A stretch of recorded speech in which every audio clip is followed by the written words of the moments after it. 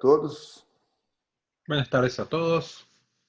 Vamos dar inicio a Vamos a empezar a más una reunión del Grupo Latinoamericano de Estudios de Tumores Hereditarios. lembrando a todos que nós temos Recordándoles que tenemos la traducción simultánea del portugués al español. Nelson, você quer? Bueno, vamos a hacer el anuncio. Hola, buenas tardes a todos. Los que quieran utilizar la traducción simultánea van a tener abajo en la pantalla de Zoom un icono que dice Interpretation. Basta hacer el clic en el icono y elegir el canal de español. Tendremos la traducción del portugués al español. Gracias. Obrigado, Nelson. Hoje nós vamos ter o prazer de Bien, ter hoy tenemos el placer de tener la colaboración del doctor Pablo de Nicola.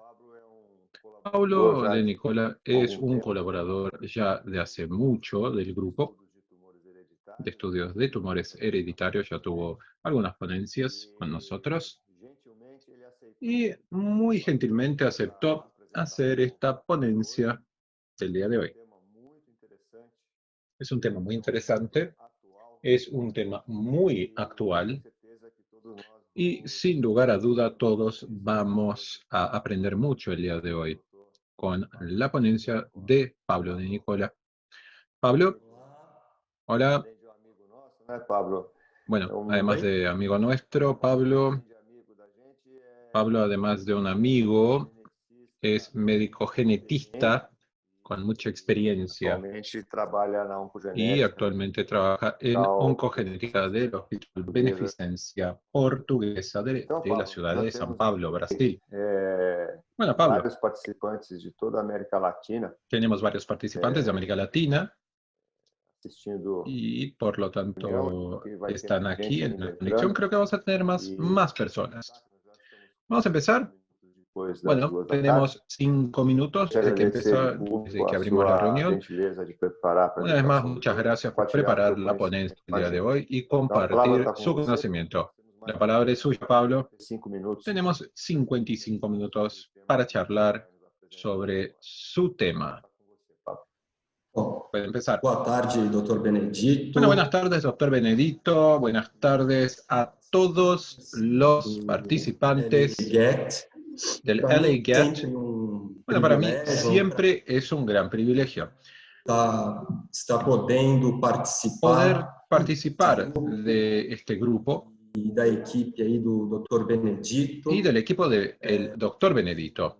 Para mí realmente es una oportunidad para aprender y una gran satisfacción de hacer parte de este grupo con el doctor Benedito. Bueno, como doctor Benedito dijo, estoy aquí en Beneficencia Portuguesa, trabajo con oncogenética, pero mi graduación inicial es genetista.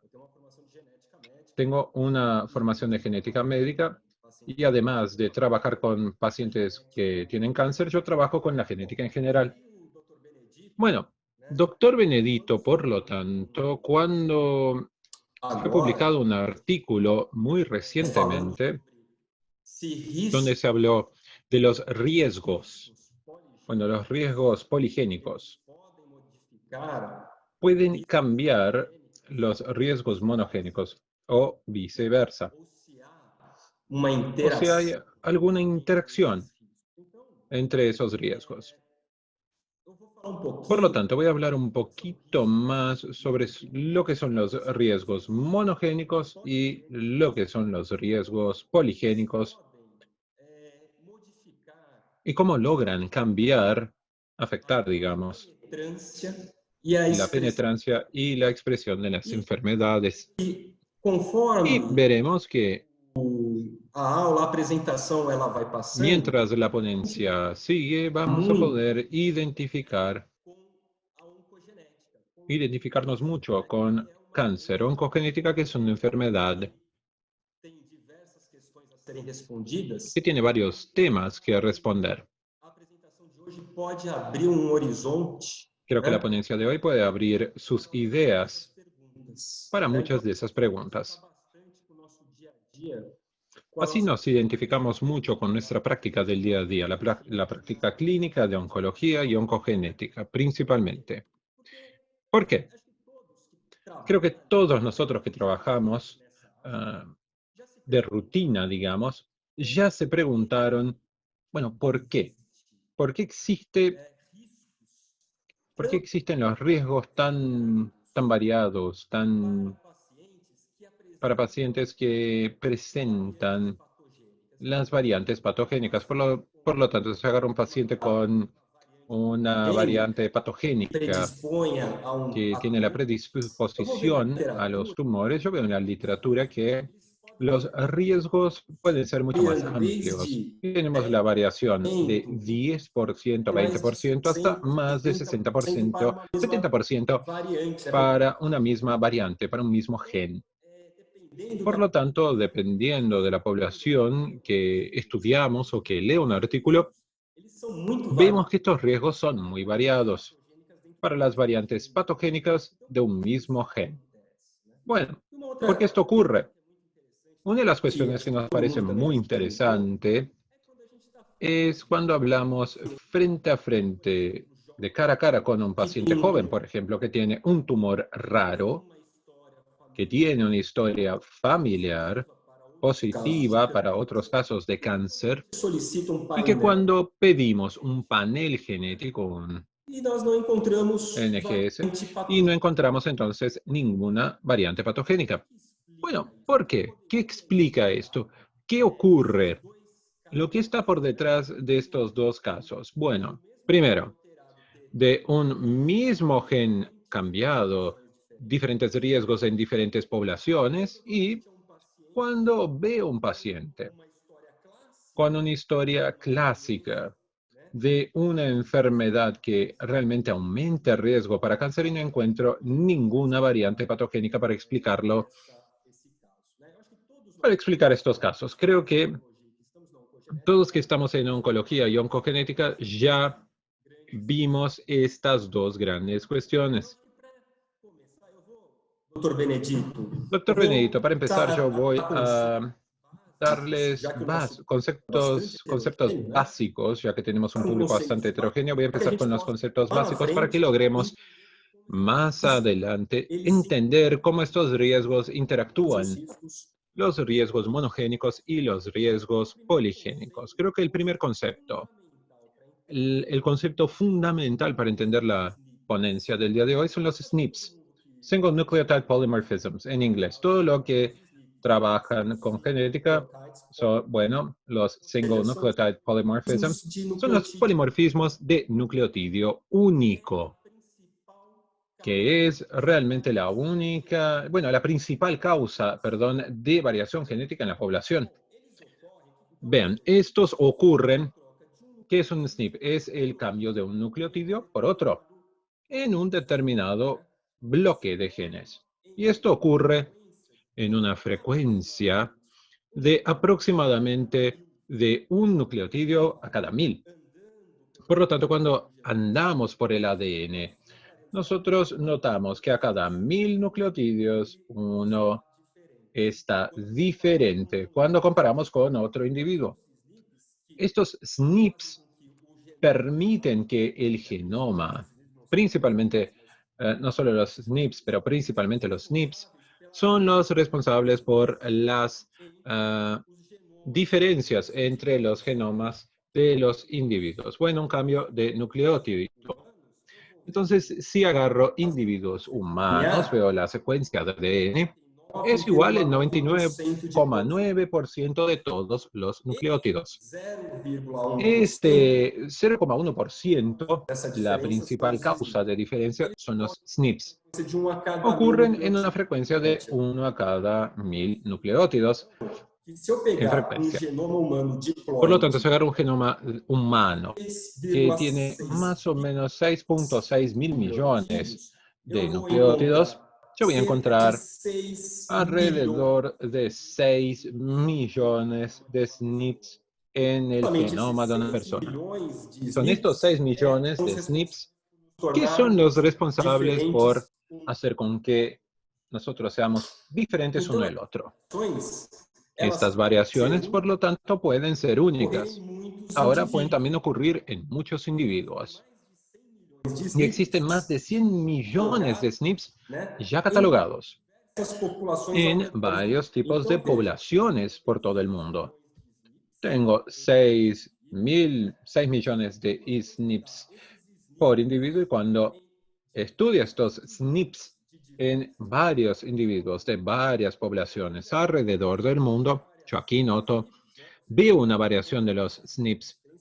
La cantidad de SNPs diferente es más de 100 millones entre la diferencia entre las poblaciones y probablemente son los que aumentan o disminuyen los riesgos de enfermedad. Vean lo que es el SNP para una determinada posición en el ADN de una variación de un nucleótido. Por lo tanto, tengo acá un SNP en una determinada población. Es el nucleótido más frecuente, la adenina, por ejemplo. Si hago la secuenciación de 100.000 personas de una población, veo que gran parte de ellos tiene la adenina. Y una pequeña porcentaje de estos individuos puede tener una guanina o una timina o una citosina que no la tenemos acá en la diapositiva. Entonces, son estas diferencias de nucleótidos que encuentro en la población y que pueden explicar, por lo tanto, como veremos más allá adelante, este aumento de riesgo o la protección para desarrollar ciertas enfermedades. Vean los SNPs, como están en una frecuencia de 1 a cada 1000 nucleótidos. Es obvio que voy a tener SNPs que están dentro de los genes, ya que los genes tienen tamaños muy variados a veces. Hablamos, gran parte de los genes tienen más de millares de nucleótidos. Miles de nucleótidos. Varios SNPs pueden ocurrir dentro de los genes o próximo a estos. En la región de regulación, de una región de promotora de genes, una región TR5 línea, TR3 línea, de introns, por ejemplo, también. Vemos acá varios SNPs en las regiones de exones y de intrones. Y además, gran parte de los SNPs están en el ADN extragénico. Vean, obvio, que si nuestro genoma, solamente 5% de este está en la región codificante por los exones, gran parte de los SNPs estarán ¿dónde? En la región no codificante, en el ADN extragénico. Y los SNPs son muy buenos porque pueden también funcionar como un marcador de diferentes regiones del ADN. Sigo estos SNPs al cabo de estas generaciones de familias para ver si están segregados junto a la enfermedad. Estudios sugieren que los individuos por lo general cargan hasta centenares o miles de variantes de SNPs que tiene una leve desventaja les da una leve desventaja para el funcionamiento de ciertas proteínas, incluso, varios SNPs que causan cambios graves de las proteínas. Son los SNPs que están en los genes que tienen un modelo de herencia recesiva. Todos somos portadores de 10, de 20 alelos, que cuando en recesividad pueden causar enfermedades recesivas. Bueno, hablemos entonces un poco de los disturbios multifactoriales con herencias complejas, que son las principales causas de morbimortalidad prematura en más del 50% de la población. Por lo tanto, si agarro las dos principales causas de muerte en la población, por cuando tenemos gente de más de 50, 40 años, vemos que tenemos dos tipos de enfermedades multifactoriales: las enfermedades cardiovasculares y los cánceres. Las enfermedades cardiovasculares y las enfermedades oncológicas son las principales causas de muerte y de morbidade na população. morbilidad en la población. Óbvio, né? Bueno, es bastante obvio que esto despierta un interés en la comunidad científica en que se estudien estos disturbios multifactoriales. Y estos disturbios son multifactoriales. ¿Por qué? Porque para el individuo desarrollar la enfermedad, yo necesito una serie de cambios alélicos que dan una deleción, un fenómeno de delección, y además de tener los factores ambientales. Y claro, cuando tenemos varios alelos que participan de la génesis de esta enfermedad, es muy complejo trabajar con el modelo de herencia. Los disturbios multifactoriales, trastornos, bueno, son una combinación de varios alelos en varios loci o factores ambientales diversos para la génesis de la enfermedad. Bueno, vean acá la figura Quando eu falo fenótipo, donde el fenótipo, y acá yo digo fenótipo, es la enfermedad per se, devido ocurre, à interação bueno, de acuerdo a una interacción de, claro, factores genéticos, y acá tenemos las variantes patogénicas, los SNPs, las copy number variations, las variaciones por número de copia, en fin.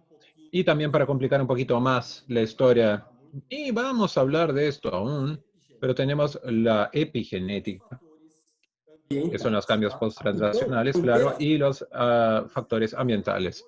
Bueno, estos tres factores causan acá, predisponen al individuo a un riesgo más alto de desarrollar la enfermedad.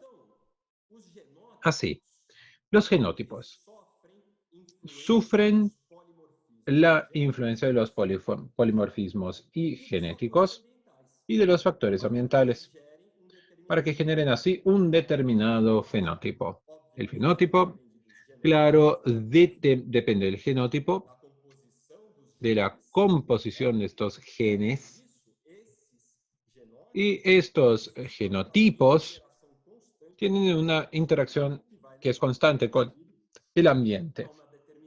Y esto puede llevar a un individuo a una enfermedad. Bueno, esta diapositiva es muy interesante porque tenemos acá la figura de las enfermedades multifactoriales. Estos trastornos, como todos nosotros ya lo vimos en la escuela y en la facultad, es la famosa curva de Gauss en forma de curva de campana. Si tenemos, por ejemplo, una composición aquí genotípica de la población en forma de campana.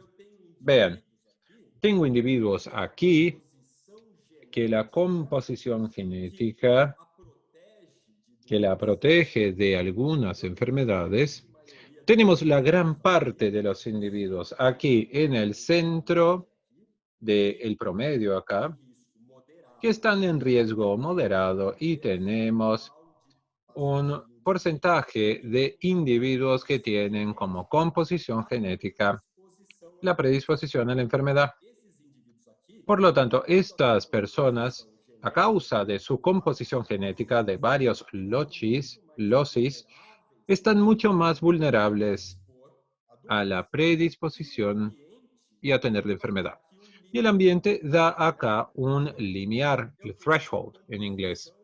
Tenemos, por lo tanto, la composición genotípica de la población, y tenemos algunas enfermedades que, independiente del ambiente, la composición fenotípica es tan mala que independiente de dónde está este límite, este limiar, este threshold, la persona va a desarrollar la enfermedad.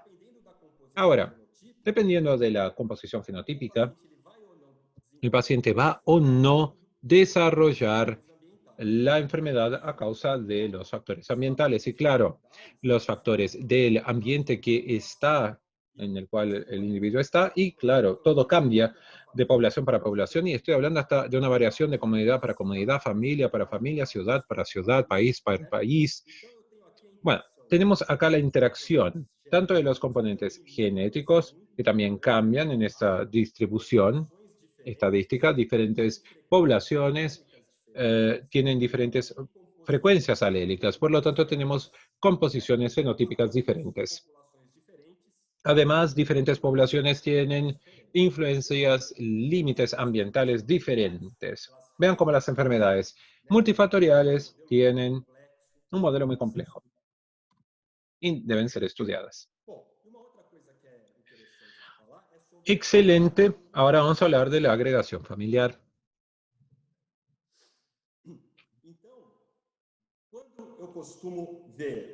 Cuando veo un individuo enfermo por una enfermedad multifactorial, por lo general, cuando hago la historia familiar de ese paciente, observo otros individuos en la familia que tienen la misma enfermedad. Muito bem. Então, eu tenho aqui Por lo tanto, tengo a aquí, agregação familiar, só os esta es la casos agregación com familiar, los risco casos, familiar. riesgo Então, eu tenho aqui familiar. as doenças, no Tenemos caso aqui, acá la você colocar enfermedad, el cáncer, por a doença ejemplo, causada por uma la alteração enfermedad causada cerebral, por né, un causada por cambio uma mutação monogénico, em um tenemos gene acá único, de certo? poliposis E também familiar, pode sofrer que influência también de outros puede genes, sufrir mas eu tenho uma también la grande edad, maioria tenemos de la síndrome de pacientes aqui, Lynch, uma grande pero porcentagem también de gran parte pacientes, de los pacientes que variante no patogênica tengo una determinada, variante e eu tenho uma patogénica agregação y tengo una agregación familiar, né, familiar na sua história, né? en su Então, historia. normalmente, quando eu vejo um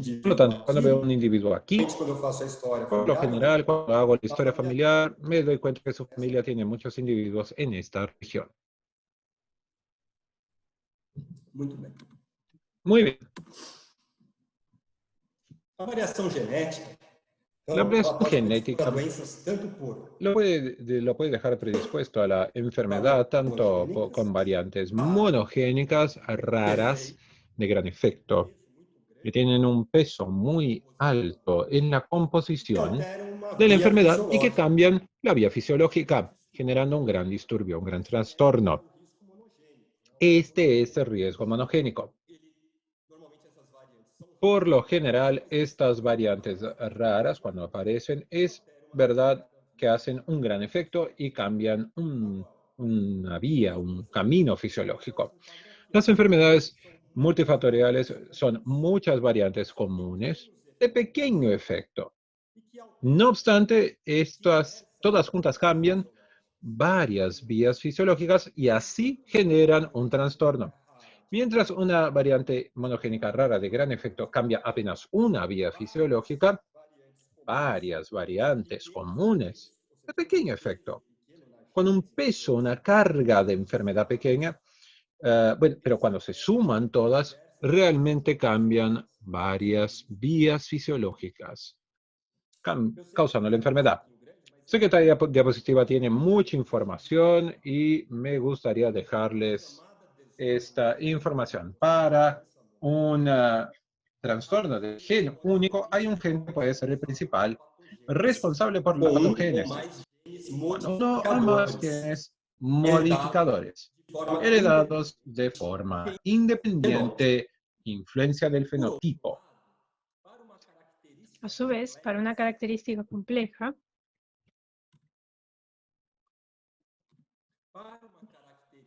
complexa, a a su primazia de vez, para una qualquer característica compleja, cualquier gen individual aquí no es perceptible y la interacción de dos o más pares de alelos heredados de manera independiente, probablemente con la influencia de genes modificadores adicionales, va a resultar en la enfermedad. Como consecuencia de esta estructura conceptual, Y de hecho, este es el término que quiero que recuerden. Este es el término que vamos a utilizar. Vamos a hablar de estructura genética siempre. El tema es que no existe un trastorno de gen único, incluso en las enfermedades monogénicas. En otras palabras, no hay una distinción clara o obvia entre los rasgos mendelianos sencillos y complejos. Las enfermedades genéticas representan un continuum. Este también es un término importante. El continuum, con influencia decreciente de un único gen primario que tiene la influencia de genes modificadores, que vamos a ver en la próxima presentación, de hecho. Vamos a ver un ejemplo de un gen modificador que va a alterar otro gen. Y ahí tenemos una influencia cada vez más compartida por varios genes. ¿Esto qué quiere decir? Les voy a comentar. Pensemos aquí en el concepto de penetrancia y de expresividad. Estos también son conceptos importantes que tenemos que recordar. ¿Qué sería la penetrancia? Sería cuando un individuo tiene, digamos, una predisposición genética para esa enfermedad y la desarrolla. Eso sería la penetrancia. O sea, hay enfermedades que tienen una penetrancia variable. O sea, individuos que tienen la alteración genética, pero solamente algunos van a desarrollar la enfermedad. Hay también enfermedades que tienen una penetrancia completa, pero una expresividad que varía. O sea, todos los individuos van a desarrollar la enfermedad, pero con niveles de severidad distintos. O sea, aquí esa va a ser la variación, digamos. Es común ver gente con algún tipo de alteración genética donde tienen esa penetrancia y que lo desarrollan de manera temprana, y pasa que otros lo desarrollan de manera tardía. Hay niveles de severidad diferentes para individuos que tienen la misma mutación. En el caso de los tumores, de cánceres, tenemos una penetrancia variable también y una expresividad que varía. O sea, aquí habría pacientes, habría personas que pueden tener enfermedad, otros no, y vamos a tener personas que tienen la enfermedad, pero con un nivel de gravedad diferente. Bien, la penetrancia y la expresividad pueden tener la influencia del ambiente y también de otros genes. Al igual que los individuos que tienen el mismo gen, pueden tener fenotipos distintos. Veamos aquí la penetrancia de una enfermedad.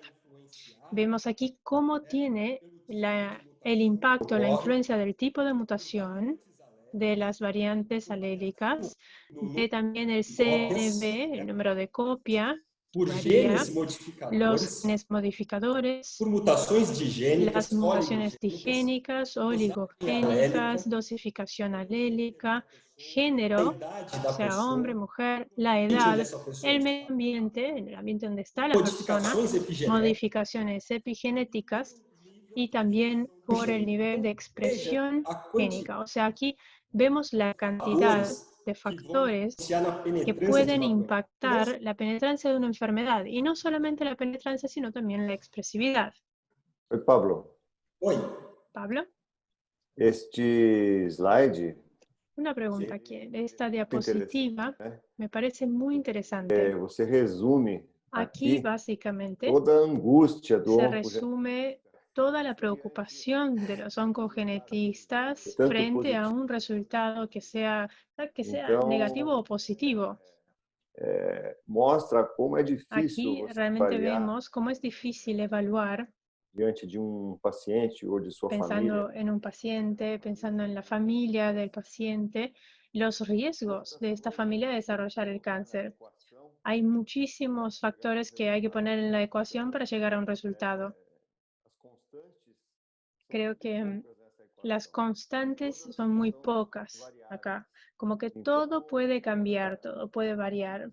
Así que no es tan sencillo cuando uno analiza un resultado de una prueba resultado A, B de ou C. NPS, por ejemplo, con un resultado A, B o C. A gente fica muitas vezes sem resposta. Y muchas veces no tenemos la respuesta para explicar. Incluso en la misma familia, uno a veces tiene fenotipos diferentes. agresividad diferente, como nos explicabas ahora en las últimas diapositivas. Creo que esta diapositiva y las anteriores son realmente muy interesantes como para que podamos entender la complejidad de una expresión, de una enfermedad. Es muy interesante. Sí, claro, sin duda. Me parece muy buena esta diapositiva. E incluso diría más, por lo general no tenemos una respuesta de por qué a esa persona le tocó, digamos, el desarrollo del cáncer. Y acá vemos la cantidad de factores que pueden impactar la penetrancia en la enfermedad. Sí, y no es solamente eso, sino que dentro de estos factores también tenemos múltiples variables. O sea, no es que cada uno de estos cuadros es un factor único. Cuando hablamos de los genes modificadores, por ejemplo, se abre todo un abanico de opciones. O sea, son tantas variables ahí en cada uno de estos puntos que es casi imposible tener un patrón de expresión de enfermedad, simplemente porque la persona tiene una mutación monogénica de alto impacto, por ejemplo. Eso puede cambiar de acuerdo con todos estos puntos. E aqui, ó, o ambiente também é um fator. Seguramente. El Parece que aqui estão ambiente, por colocados ejemplo, numa es mesma otro factor proporção. también que pareciera que están todos con la misma proporción, pero no es el caso. Hay algunos factores que tienen una carga, un peso muy Na fuerte dentro de lo que es la génesis, la penetrancia de la enfermedad. um Bien, genótipo cuando queremos indicar que un genotipo específico puede tener expresividad tan variable a punto de dejar de manifestarse, o sea, no expresarse fenotípicamente en algunas personas, decimos que tiene penetrancia incompleta, pero diría que es un concepto bastante básico de la genética. La persona tiene el genotipo, pero no lo manifiesta, no manifiesta la enfermedad. Con relación a las enfermedades genéticas que no se manifiestan en el momento de nacer, en el nacimiento, como el cáncer, por ejemplo, y que tienen gran variabilidad con relación al momento en que aparecen los primeros señales, síntomas. Para indicar tal situación, se dice que los genotipos que los determinan tienen una expresividad variable según la edad. Esto pasa en muchos casos de cáncer hereditario, por ejemplo. Y bueno, no solo de cáncer monogénico, sino también poligénico. Aquí creo que, pasada esta introducción, podríamos discutir un poco más el siguiente tema. Me pueden decir, bueno, Pablo, ¿qué hago entonces? Todo esto estuvo muy bien, los riesgos poligénicos, etcétera, pero ¿y cómo lo hago realmente en términos prácticos, en el día a día? ¿En algún momento esto va a llegar a las clínicas o lo voy a poder utilizar en mi práctica? La respuesta sería que sí lo vamos a utilizar. Y por eso estamos hablando de este tema. Los riesgos poligénicos van a estar en el día a día, en la práctica diaria de un oncogenetista. Les explico.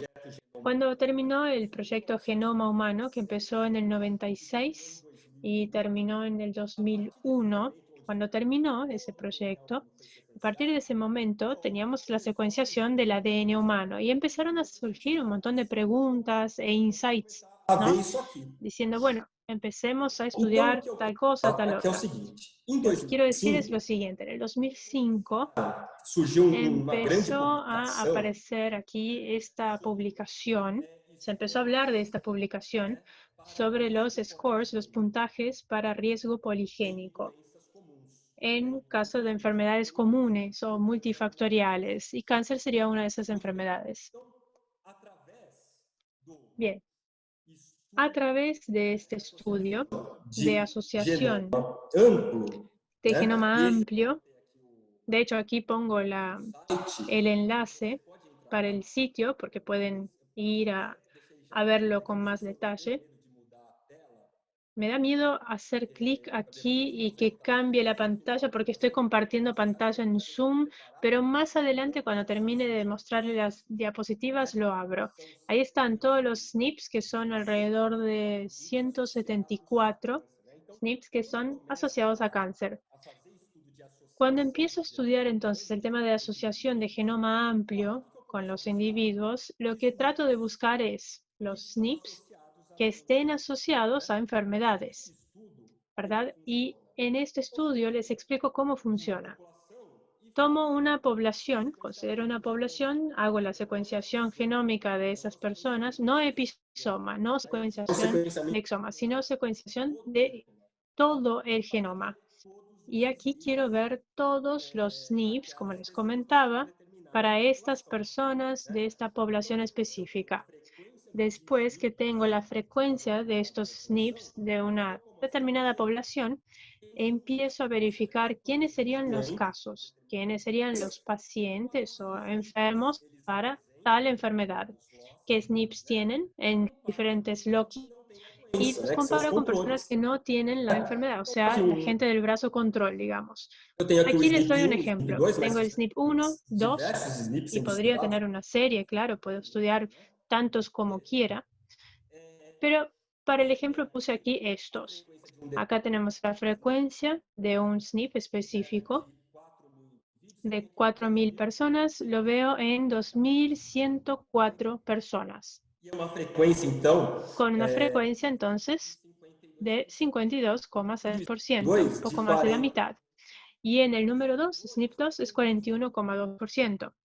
En los individuos control, vean aquí el conteo de los mismos SNPs en la población de 6.000 personas, aparece en 2.676 casos, una frecuencia de 44%. E em baixa frequência nos controles, esse é um SNP que provavelmente ele está se segregando com a doença, né? Então, o que eu posso inferir aí? Ora, indivíduos que têm esse SNP, eles têm um risco, quando comparado com um indivíduo da população geral, de desenvolver determinada doença. Então, os estudos, né, de associações de sequenciamento de genomas, né, para procurar SNPs relacionados a doenças, né, eles trabalham mais ou menos dessa maneira. Então, eles veem os SNPs da população, isso é importante, você saber a frequência dos determinados SNPs em uma determinada população. Depois você faz essa avaliação desses SNPs em indivíduos com a doença e você faz depois em indivíduos que não têm a doença e vê se há, então, um valor significativo, né, de que quem tem aquele SNP, ele pode ter um risco maior de ter doença. Ou seja, se aquele SNP ele está se segregando junto à doença. Bom, então como é que hoje a gente avalia risco no paciente? Pelo método tradicional, né? Então, o sexo do indivíduo, o gênero, a etnia, né? Se ele fuma, se ele bebe, se ele usa droga, se ele faz atividade física, o índice de massa corporal, a história familiar para determinadas doenças. A gente vai aferir a pressão arterial, dosar colesterol, glicemia, biomarcadores, ver se aquele indivíduo está exposto a um determinado ambiente, poluição do ar, metais pesados, toxinas. Então, hoje, a avaliação de risco de um indivíduo para uma determinada doença, de risco de uma pessoa para tal enfermedade se hace con este modelo tradicional. Pero quién sabe, con estos estudios de asociación de todo el genoma, quién sabe podremos además entender cuál es el riesgo genético para algunas enfermedades mediante estos marcadores, estos SNPs. Esa es la idea, eso es lo que muchos estudios hoy día están tratando de saber. La expectativa inicial para los estudios de asociación de todo el genoma, el Wide Association Studies, el WAS, son altas expectativas, porque esos estudios prometían transformar la medicina personalizada con una previsión de riesgo de enfermedades individualizada, o sea, a cada persona con diferentes estrategias de prevención y tratamientos. Hoy hay muchos estudios que buscan los tips que están muy asociados a esas enfermedades cardiovasculares, cáncer, enfermedades neurodegenerativas como Alzheimer, por ejemplo, enfermedades autoinmunes, enfermedades psiquiátricas. De heranças serían también de herencia multifactorial. Você poder Estamos tratando personalizar de indivíduo asociar de todo eso con SNPs, así podemos SNPs. personalizar o adaptar a cada persona, según su perfil, una previsión de riesgo estabelecer diferente. prevenção e Así, nuevamente. aparecendo novamente, ela é muito mais complexa, como você falou, né, Dr. Benedito?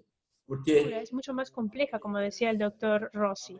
La penetrancia, la manifestación de la enfermedad, tiene que ver con una serie de factores, o sea que es algo mucho más complejo que lo esperado para la mayoría de las enfermedades comunes. Hay una serie de factores integrados acá que van a hacer que una persona tenga un riesgo más alto para alguna enfermedad o no. Los primeros descubrimientos entonces en esos estudios de asociación fueron que los resultados no eran tan fáciles así, digamos, pero seguimos con los estudios en marcha y les voy a comentar un poco más sobre eso. La arquitectura genética subyacente a una enfermedad de interés incluye lo siguiente: el número y frecuencia de variantes genéticas que influyen en el riesgo de enfermedad. Aquí, la cantidad de SNPs, que cada SNP la é um cantidad de loss, Loci, né?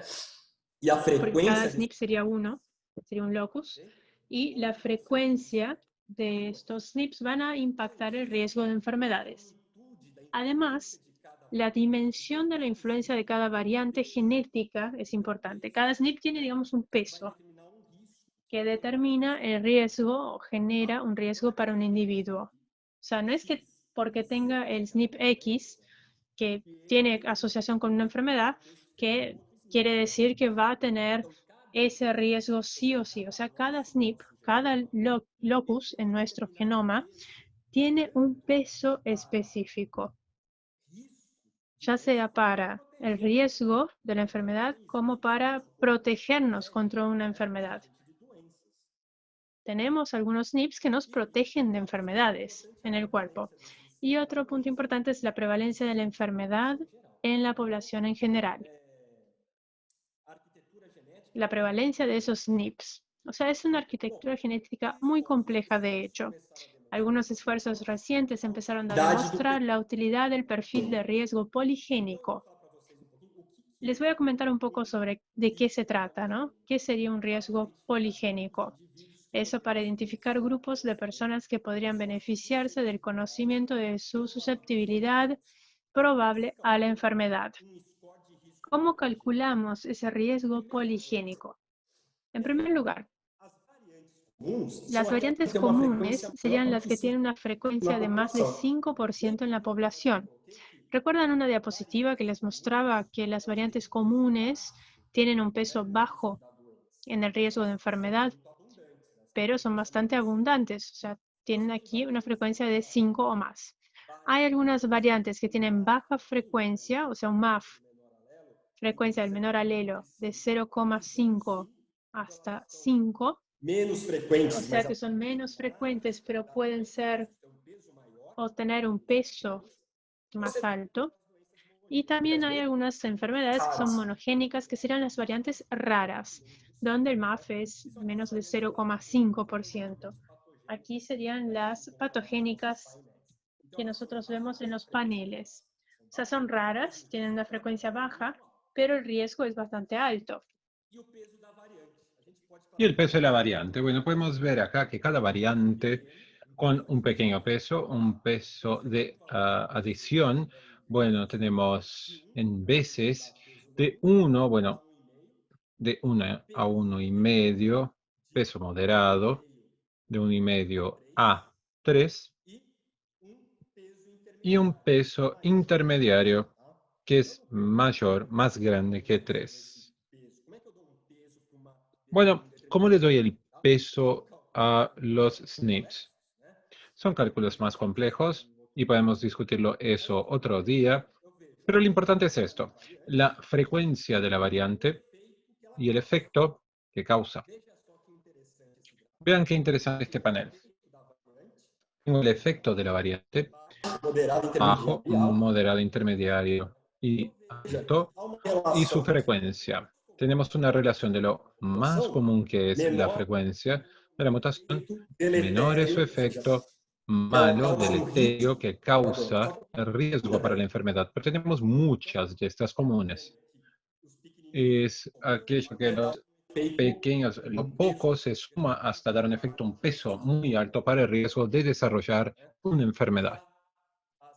Ahora, los locus, moderada, promedio, baja frecuencia, tiene un riesgo intermediario, un peso intermediario de riesgo, y las variantes muy raras de 0,01, por ejemplo, tienen aquí un alto efecto, un alto peso. Para a doença. Chegando até mesmo pelo lote onde ele ocupa, como eu falei, depende muito do lote, tem SNPs que ficam muito perto de genes que influenciam por uma Que determinada... influencian una cierta enfermedad y hay losis que están muy lejos de determinados genes. Todo depende del peso de cada SNP. Depende también del loci y, claro, hay SNPs que están dentro del gen. Entonces tenemos un peso alto para ese SNP, para esta mutación. Y sus efectos que son detectados por estudios de asociación genómica. Bueno, vean, la incidencia en la población. Y los voy a subdividir los riesgos por porcentaje en la población. Vean, tengo en 5 partes de 20. Bueno, de 0 a 20 yo tengo un riesgo poligénico bajo. Probablemente tengo SNPs protectores que te protegen de la enfermedad, ya que el individuo tiene una incidencia baja de este SNP. Entre el 20 y 80% del PRS es un riesgo intermedio. Si acá veo la curva de Gauss, voy a ver justamente esto. La extremidad de la protección, el medio de la curva, acá en azul claro. Entonces, el 50 es la incidencia, es el tope de la curva de campana. Y acá, que están en la quinta parte, que es de 80 a 100, donde tenemos los locis que van con que el riesgo poligénico sea alto. Y por lo general, estos individuos tienen una incidencia más alta que la incidencia de la población, un riesgo poligénico. Bueno, el objetivo es la detección lo más temprano posible de la enfermedad, por eso quiero saber el riesgo poligénico. Bueno, esto es importante, ya que nos permite hacer una detección temprana, la prevención, claro, la terapéutica y el planeo del estilo de vida. Es un check-up genómico haciendo su score o panel de riesgo poligénico. Este es el artículo que generó esta discusión. Estoy terminando, doctor Benedito. Esto fue publicado en Nature Communications 2020, que muestra que las variantes monogénicas, ahora estamos hablando de la interacción de variantes monogénicas y el background, el riesgo poligénico. Bueno, más allá del individuo que tiene esa variante patogénica, también asociaron el riesgo poligénico para estos individuos para 3 condiciones: la enfermedad arterial, coronariana, cáncer de mama y cáncer colorectal. La cuestión clave es cómo los riesgos monogénicos y poligénicos interactúan. Puede el riesgo de una enfermedad monogénica que causa gran problema a una vía fisiológica que sea significativamente cambiada por factores de riesgo poligénico que involucra pequeños problemas en un amplio, en varias vías celulares. Esa es la pregunta. Bueno, hablamos del riesgo de desarrollar la enfermedad hasta los 75 años para quien tiene hipercolesterolemia familiar y enfermedades arteriales coronarianas. Tiene una variación de 17 a 78%, una gran variación. ¿Será que solo porque el individuo tiene una mutación en el gen, en este gen que estoy apuntando, será que cómo podemos hacer una variación tan grande de riesgo? Para el HBOC, el cáncer ovariano no hereditario, bueno, hereditario tenemos un riesgo acá, el cáncer ovárico de 13 a 73%, y para Lynch entre 11 y 80. Bueno, nuestros Eles analisaram esses 3 investigadores de este genes. artículo vieron estos 3 genes para la hipercolesterolemia. Los 2 genes BRCA, BRCA1 y 2 HBOC y para Lynch. Bueno, esto es muy interesante y está de acuerdo a la diapositiva y de todas estas variables. Vean el intervalo de confianza de variabilidad. Es muy grande. Y si todos acá tienen BRCA1 y 2, ¿por qué tenemos tanta variación para la síndrome del cáncer de mama y ovárica hereditaria? Bueno, esto es verdad. Entonces, estandarizamos las conductas agresivas de tratamiento de acuerdo a cada familia. Sí, solo con la variante estamos viendo un intervalo de variación muy grande. Podemos hacer intervenciones desnecesarias o dejar de hacer las intervenciones necesarias. Bueno, este detalle es la razón de este trabajo. Bueno, por lo tanto, para la hipercolesterolemia familiar y las enfermedades arteriales coronarianas, tenemos casos de personas con las enfermedades cardiovasculares y los individuos sin el problema coronario. Tenemos el N que es bastante grande, tenemos los individuos por BioVac, BioCap, una base de datos de pacientes del Reino Unido y tenemos 6.432 individuos con enfermedad arterial coronariana y los controles saludables. Vean que el muestreo de los 2 grupos es muy bueno, muy semejante. Tenemos individuos que son caucasianos, afrodescendientes, asiáticos. Bueno, tenemos entonces la identificación de 28 tipos de variantes patogénicas o probablemente patogénicas.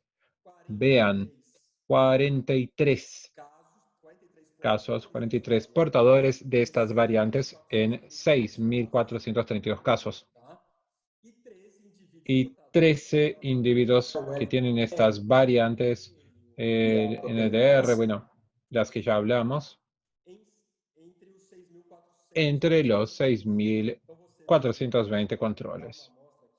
Vemos que tenemos un muestreo hasta de 0.67 y de 3.9. ¿Qué vimos aquí? Solo de que tengamos la hipercolesterolemia familiar aumenta su riesgo de desarrollar la enfermedad coronariana en 3 veces, con un intervalo de confianza de 1 a 6. Bueno, cuando agregamos el riesgo poligénico para los individuos con enfermedad coronariana, los individuos que tienen una mutación, son portadores de mutación, hay un aumento de 2.31. Y para los no portadores, un aumento de 1.74 veces. Los autores demostraron que esta diferencia no tiene significación estadística, lo que significa que el riesgo poligénico no actúa directamente en la vía de la variante patogénica encontrada de estos 3 genes, pero actúan en otras vías fisiológicas celulares. Pero separaron también los individuos que son portadores y no portadores, y el riesgo poligénico alto, intermedio y bajo. Bueno, hay individuos portadores y no portadores, y vieron lo que el individuo que es portador de una variante patogénica y tiene un riesgo alto, poligénico alto, vean en la diapositiva, la chance de que desarrolle la enfermedad cuando comparamos con un individuo no portador intermediario, que es la referencia, esta es la referencia de los autores, el no portador intermedio de la mutación con un riesgo poligénico intermedio, que es aquel 50% en la gráfica que yo hice referencia. Bueno, estos individuos tienen un riesgo de 12 veces más para desarrollar la enfermedad, con un intervalo de confianza, como pueden ver, de 3 a 53. los que tienen portadores riesgo intermediario 2 veces más y con bajo riesgo 1.3 veces. Y vea qué interesante. El individuo que no tiene ninguna variante patogénica, pero tiene un riesgo poligénico alto, el riesgo de calcular la oportunidad, la chance de desarrollar esta enfermedad es muy semejante al individuo que es portador y tiene un riesgo intermediario.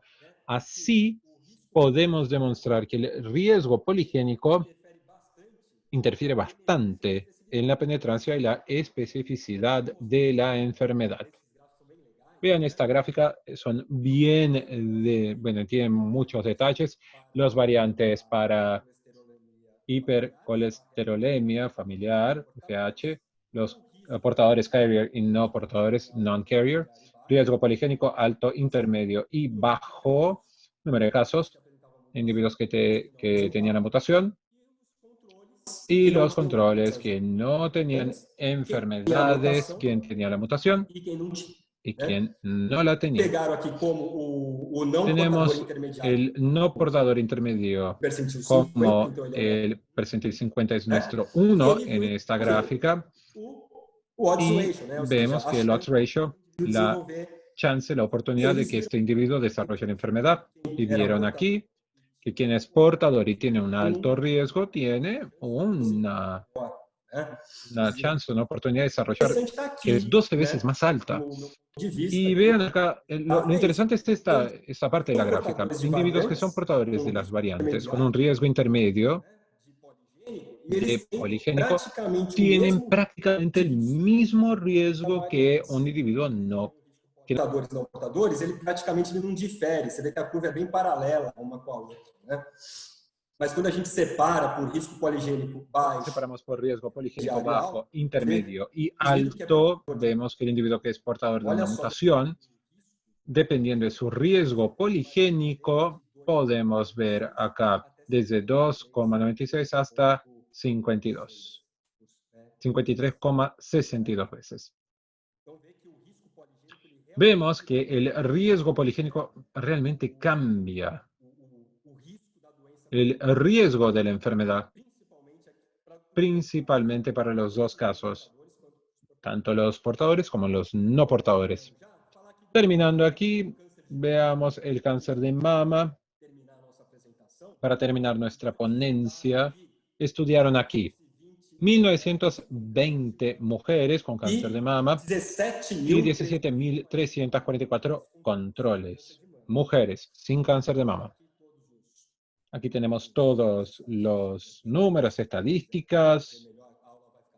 La clase está grabada, entonces pueden ver las diapositivas después. Lo interesante es aquí. Vean, de los 1920 casos de cáncer de mama, tenemos 174 mujeres que eran portadoras de mutación BRCA1 o 2. O sea, 9.1% que tiene realmente un número muy semejante a la literatura tradicional. Y ahora de los 17.344 controles, 671 mujeres eran portadoras, 3,9% de esta población control.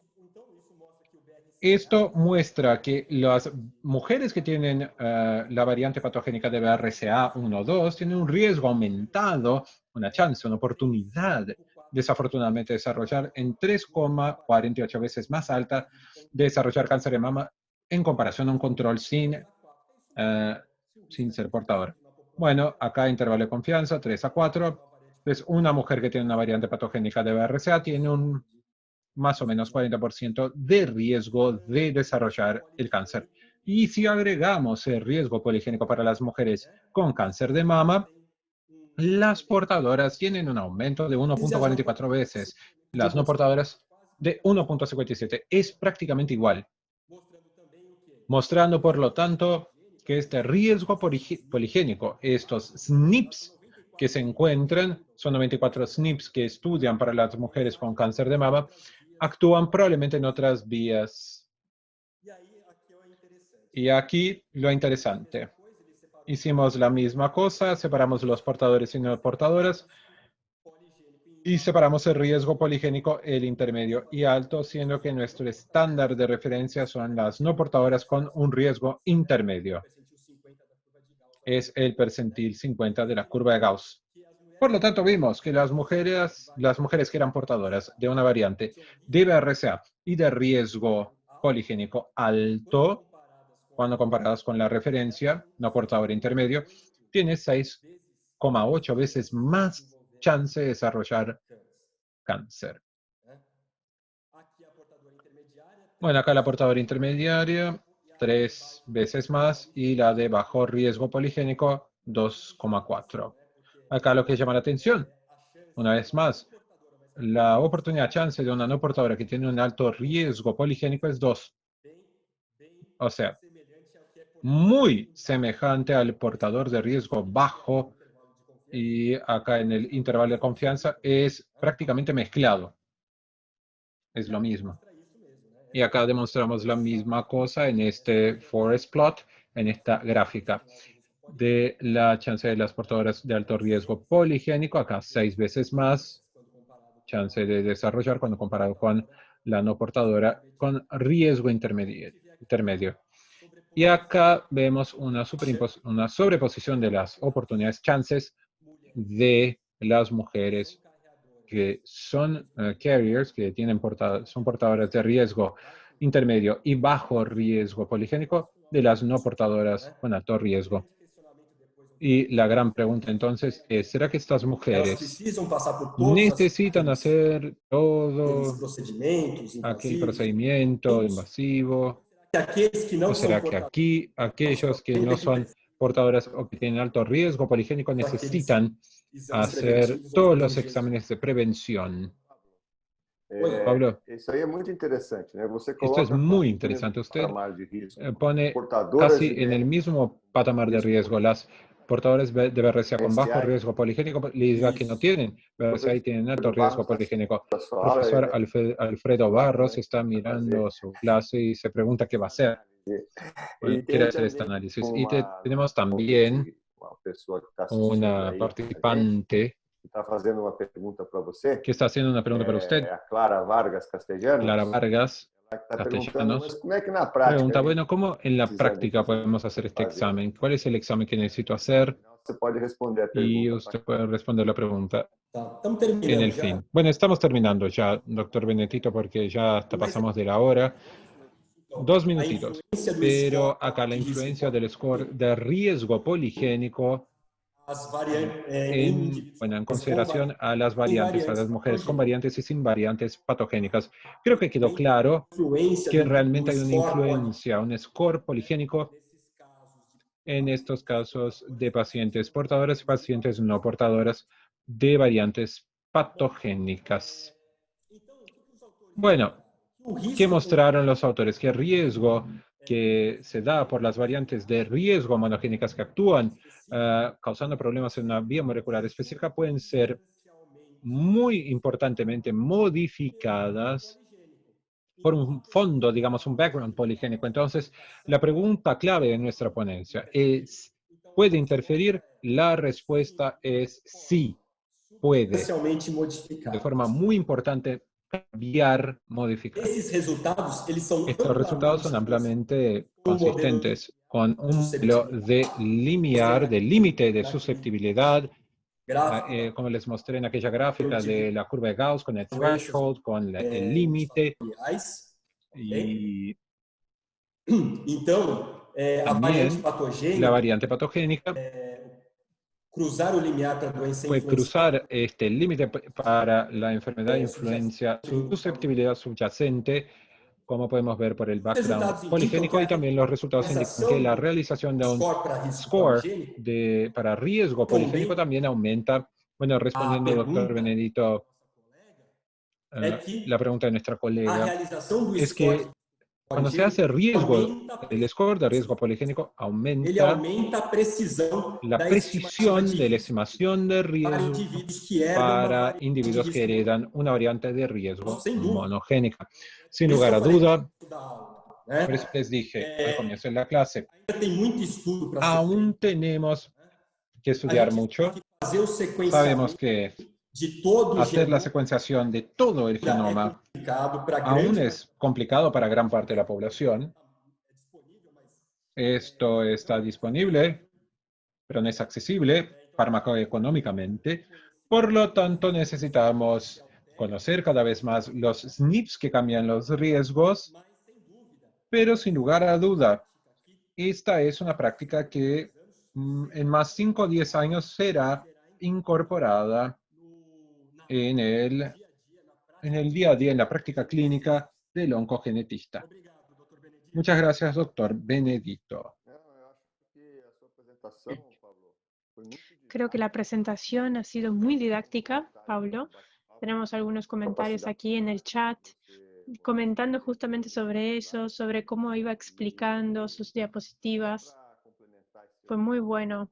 Y para completar aquí este último comentario sobre el riesgo poligénico que impacta realmente el riesgo monogénico, y recordando aquella diapositiva que al final comentamos en la mitad de la presentación, nosotros estamos estudiando 2 de todas las variables que estaban ahí en esa diapositiva, ¿verdad?